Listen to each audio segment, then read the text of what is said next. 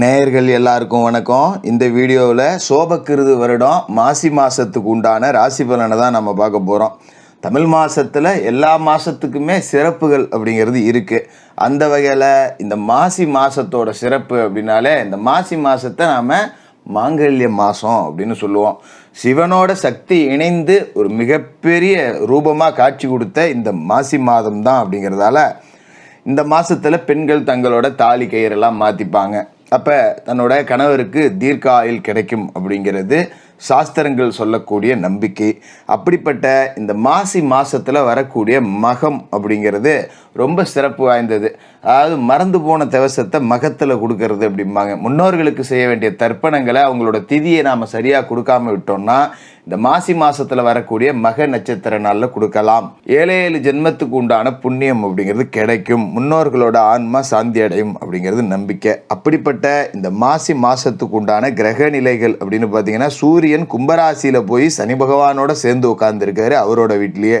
செவ்வாய் மகர ராசியில் சனி பகவானோட வீட்டில் இருக்காரு. புதன் கும்பராசியில் இருக்காரு. 19ஆம் தேதி மீனராசிக்கு போய் அங்கே இருக்கக்கூடிய ராகுவோட இணைய போகிறாரு. சுக்கிர பகவான் மாத தொடக்கத்தில் மகரத்தில் இருந்துட்டு 25ஆம் தேதி அன்னைக்கு கும்பராசிக்கு போகிறாரு. சனி பகவான் கும்பராசியில் ஆட்சி பெற்று உட்காந்துருக்காரு. குரு பகவான் மேசத்துலேயும் ராகு மீனத்துலேயும் கேது கன்னிலையும் இருக்காங்க. இந்த கிரக அமைப்பு ராசி மாற்றம் இதெல்லாம் உங்கள் ராசிக்கு உண்டான என்ன பலன் கொடுக்க போகுது அப்படிங்கிறத பார்த்துருவோம். கன்னிராசி நேயர்களே, உங்களுக்கு இந்த மாசி மாதம் எப்படி இருக்குது அப்படின்னு பார்த்தோன்னா, மாதம் தொடங்கும் போதே பார்த்தீங்கன்னா உங்களோட ராசிக்கு அதிபதியான புதன் ராசிக்கு 6வது வீட்டில் இருக்கார். அதுவும் தனியாக இல்லை, சூரியனோடு சேர்ந்துக்கிட்டு புதாதித்ய யோகத்தை கொடுக்குறாரு. ஏற்கனவே 6வது வீட்டில் பார்த்தீங்கன்னா உங்களோட ராசிக்கு சனி பகவான் உட்கார்ந்துருக்காரு. இது வந்து ரொம்ப ஒரு அற்புதமான இடம் தான். அதே நேரத்தில் சனியால் உங்களுக்கு நிறைய நன்மைகள் இருந்தாலும் கூட சூரியன் போய் அந்த பகை வீட்டில் அவரோட சேர்ந்து உட்காந்துருக்காரு. அப்படிங்கும்போது கொஞ்சம் அரசு காரியங்களில் கவனமாக இருக்கணும். மற்றபடி எதிரிகள், கடன், நோய், பகை இது எல்லாத்தையுமே சனி பகவான் பார்த்துக்குவார். அதை பற்றியெல்லாம் நீங்கள் பயப்பட வேண்டியதில்லை. இந்த 6ல் போய் சூரியன் கூடி உட்காந்துருக்கிறதால கொஞ்சம் அரசு வழியில் ஏதாவது பிரச்சனைகள் வரக்கூடிய வாய்ப்பு இருக்குது. அதனால் கூடுமான வரைக்கும் நம்ம என்ன பண்ணணும் அப்படின்னா, இந்த அரசுக்கு செலுத்த வேண்டிய வரி பாக்கி ஏதாவது இருந்ததுன்னா அதை கொஞ்சம் கரெக்டாக செலுத்தி விடுங்க. ஒரு கரண்ட் பில்லு கட்டுறேன், மறந்து போயிட்டேன், ஃபைன் போட்டு கட்டுற மாதிரி ஆகும். இது மாதிரி ஏதாவது ஒன்று நம்மளோட பிரச்சனையால் சாதாரணமாக இப்போ வெளியூருக்கு பயணம் போவீங்க, ஒரு லைசன்ஸ் எடுக்காமல் போகிறது, ஒரு ஹெல்மெட் எடுக்காமல் போகிறது, இதுக்கு 10 ரூபா ஃபைன் கட்டுற மாதிரி ஆகிடும். அதனால் கூடுமான வரைக்கும் அரசு காரியங்களில் ரொம்ப ரொம்ப ரொம்ப கவனமாக இருக்கணும். அது மாதிரி இந்த மாதாந்திர இஎம்ஐயில் ஏதாவது பொருள் வாங்கி வச்சுருந்தீங்க அப்படின்னா அதுக்கு உண்டானதை கொஞ்சம் கரெக்டாக கட்டி விடுங்க. இல்லாட்டி அதுக்கு வட்டி வாசி போட்டு நம்ம தலையில் வந்து விடிகிற மாதிரி ஆகிடும். இந்த மாதிரி விஷயங்களில் மட்டும் கவனமாக இருங்க. இருந்தாலும் ராசி அதிபதியாக அங்கே கூடியிருக்காரு. புதனும் வந்து சூரியனோட சேர்ந்து புதாதித்ய யோகத்தை கொடுக்குறாரு. அப்படிங்கும்போது நன்மைகள் தான், பெருசாக பயப்பட வேண்டியதில்லை. இருந்தாலும் கொஞ்சம் நாம் சிந்திக்கக்கூடிய விஷயங்கள் அப்படிங்கிறதுல கொஞ்சம் கவனக்குறைவு இருக்கும். அதாவது எந்த ஒரு விஷயத்தையும் ஒரு தடவைக்கு 4 தடவை யோசிக்கிறது, ஆனால் எதுலேயுமே உருப்படியான நடவடிக்கை அப்படிங்கிறது எடுக்கிறதில்ல. அந்த மாதிரி ஆகிடும். ஏன்னா 6ல் போய் புதன் மறைகிறாரு. அது மறைந்த புதன் அப்படிங்கிறது நிறைந்த தனலாபம், அதில் எந்த மாற்றமும் கிடையாது. ஆனால் என்ன பண்ணோம் அப்படின்னா, ஒரு வேலையை செய்யலாமான்னு யோசிச்சுக்கிட்டே இருக்கிறதுக்குள்ளே வேறு யாராவது செஞ்சுட்டு போயிடுவாங்க. அதனால் நம்ம எந்த அளவுக்கு விவேகமாக இருக்கோமோ அந்த அளவுக்கு கொஞ்சம் வேகமாகவும் இந்த மாதத்தில் இருக்கணும் அப்படிங்கிறத கொஞ்சம் கவனத்தில் வச்சுக்கிங்க. ஏன்னா இந்த 6வது வீட்டில் இருக்கிற சூரியன் இந்த மாதிரி கொஞ்சம் சேட்டையை கொடுப்பாரு. போதாததுக்கு 7ல் ராகு, 8ல் குரு, அஷ்டமத்தில் குரு இருக்கும்போது கொஞ்சம் காசு பணம் வர்றதுக்கு தடை கொடுப்பாரு. காசு பணம் வராது. அதே நேரத்தில் கடை வாங்க வேண்டிய சூழல் இருக்காது. ஏதோ வருதுரா 10 ரூபா சம்பாதிக்கிறேன், 10 ரூபா சாப்பிட்றேன், அவ்வளோதான். மிச்சம் 10 ரூபா எடுத்து வைக்க முடியலையே அப்படிங்கிற மாதிரி தான் இருக்கும். என்ன தான் நம்ம இறுக்கி பிடிச்சி செலவே பண்ணாமல் சிக்கனமாக வாழ்ந்துக்கிட்டு இருந்தாலும் கூட 10 ரூபா நம்மளால் மிச்சம் அப்படிங்கிறது எடுத்து வைக்கிறது இந்த மாதத்தில் கொஞ்சம் கஷ்டமாக இருக்கும். அதுமாதிரி ராசிக்குள்ளேயே கேது இருக்காரு அப்படிங்கிறதால நிறைய ஜாதகம் பார்க்க ஆரம்பிப்பீங்க. அடிக்கடி ஜோசியம் பார்க்குறது, வாழ்க்கையில் எது நடந்தாலும் கொஞ்சம் ஜோசியம் ஜாதகத்தை பார்த்துக்குவோம். அது கொஞ்சம் அதீத நம்பிக்கை அப்படிங்கிறது இந்த காலகட்டத்தில் வரும். அதாவது இந்த ஜோசியம்லாம் பொய், ஜாதகம்லாம் பொய்ன்னு சொல்லிட்டு இருந்தவங்க கூட இதுக்கு மேலே பார்த்தீங்கன்னா கோயிலாக போய் பரிகாரம் பண்ணுறது, ஜாதகத்தை பார்க்குறது, ஒருத்தருக்கு 2 பேர்கிட்ட பார்க்குறது, இந்த மாதிரி விஷயங்களில் கொஞ்சம் அதிகபட்ச கவனம் அப்படிங்கிறத செலுத்துவீங்க. அது நல்லது தான். பெருசாக உங்களுக்கு எந்த விதமான பாதிப்பையும் அது கொடுக்காது.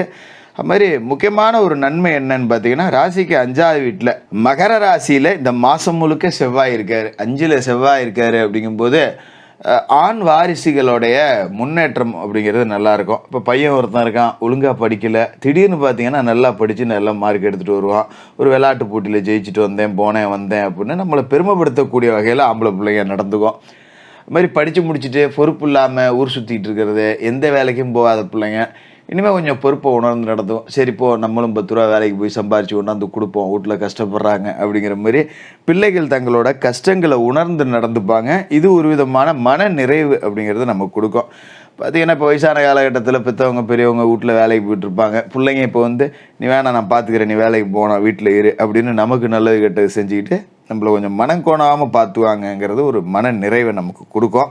இதுமாதிரி சுக்கிரனும் அவருடைய கூட்டணியோடு இருக்கார். 25ஆம் தேதி வரைக்கும் மகரத்தில் தான் சுக்கிரன் இருக்கார். அப்படிங்கும்போது சுக்கிர பலம் நல்லாவே இருக்குது, பயப்படலாம் வேண்டியதில்லை. சுக்கிரனால் நல்ல நன்மைகள் நிறைய கிடைக்கும். என்ன மாதிரியான நன்மைகள் அப்படின்னா, இப்போ சாதாரணமாக ஒரு வேலை செய்யக்கூடிய இடத்துல பார்த்திங்கன்னா கொஞ்சம் எரிஞ்சு விழக்கூடிய மேல்மட்ட அதிகாரிகள் இருப்பாங்க. என்னதான் நாம் வேலை உழைச்சி பார்த்தாலும் ஒரு வேலையும் செய்யாமல் காக்கா பிடிச்சிக்கிட்டு போயிட்டு வந்துக்கிட்டு இருக்கிறவன் நல்ல பேர் எடுத்துகிட்டு போயிடுவான். இப்போ அதை தாண்டி உழைப்புக்கு உண்டான அங்கீகாரம் கிடைக்கும். நம்ம எவ்வளோ கஷ்டப்படுறோம் அப்படிங்கிறது மேல்மட்டத்துக்கு இப்போ தெரிய வந்துடும். பரவாயில்லையா, இவன் நல்லா வேலை செய்கிறான், நம்ம தான் சரியாக புரிஞ்சிக்காமல் விட்டோம் அப்படின்னு சொல்லிட்டு அந்த மேல்மட்டத்தில் இருக்கிற அதிகாரிகளோட கருணை பார்வை அப்படிங்கிறது நமக்கு கிடைக்கும். அதை வச்சு 10 ரூபா சம்பள உயர்வு, ஊதிய உயர்வு இதையெல்லாம் அடையக்கூடிய வாய்ப்பு அப்படிங்கிறது இருக்குது. அதனால் நல்லபடியாக இருக்கும். அதுமாரி பார்த்திங்கன்னா ராசிக்கு 7வது வீட்டில் ராகு இருக்கார். இந்த விஷயத்தில் நம்ம ரொம்ப கவனமாக தான் இருக்கணும். ஏன்னா 7ல் ராகு இருக்கும்போது மனைவி வழியில் பிரச்சனை வரக்கூடிய வாய்ப்பு, சின்ன சண்டைனா கூட வீட்டில் தேவையில்லாத பிரச்சனை வரக்கூடிய வாய்ப்பு இருக்குது. கணவன் மனைவி தற்காலிகமாக பிரிஞ்சு போகிற சூழல் கூட வரும். அதனால் குடும்பமான வரைக்கும் குடும்ப விவகாரங்களில் கொஞ்சம் விட்டு கொடுத்து போங்க. ஒரு பொருள் வாங்கணும் அப்படின்னா கூட நம்ம போய் 10 ரூபாய்க்கு சேர்த்து வாங்கிட்டு வருவோன்னு வாங்கிட்டு வந்துட்டு வீட்டில் பாட்டு வாங்கிட்டு இருக்கக்கூடாது. என்ன வேணும் ஏது வேணும்னு கேட்டுட்டு அல்ல வீட்டில் இருக்கிறவங்களே கூட்டிகிட்டு போயிட்டு வாங்கிட்டு வந்துடுறது அப்படிங்கிறது தான் இந்த காலகட்டத்தை பொறுத்த வரைக்கும் நல்லது.